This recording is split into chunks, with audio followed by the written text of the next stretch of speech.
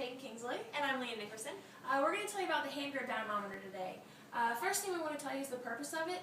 Hand grip dynamometers are used specifically for strength assessment. Pretty much the people that usually use hand grip dynamometers are physical education classes just because of their low cost and their durability. Easy to use with kids and not too much to it. Also want to tell you some contraindications for the hand grip dynamometer. Obviously, if you have some sort of hand injury or some sort of forearm injury, you don't want to use all your force to squeeze the dynamometer. Pretty much, when you do the assessment, the only thing that you need is the dynamometer. It also has a second attachment part. You want to make sure you have both or else you can't use it. Setup.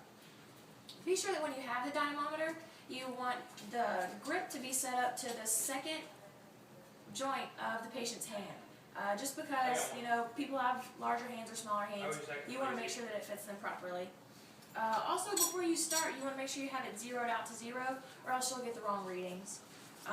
Some safety considerations is you want to make sure you don't hold your breath while you do the test, just because it can replicate the Valsalva maneuver, which is a special test used to determine some sort of low back injury or that sort of thing.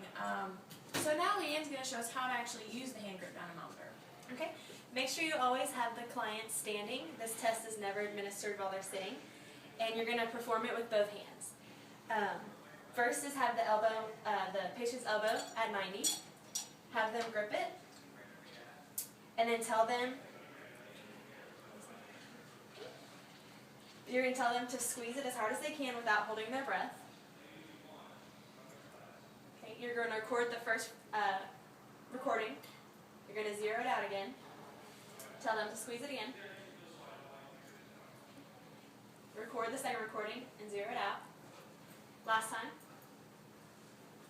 And zero it out. Then you're going to tell them to do the other hand. And once you get the 3 measurements of the second hand, then you can take the top value for both hands, add it together, and then you can find the chart for the norms on page 79 in your textbook to determine what their strength is. And that is the dynamometer test.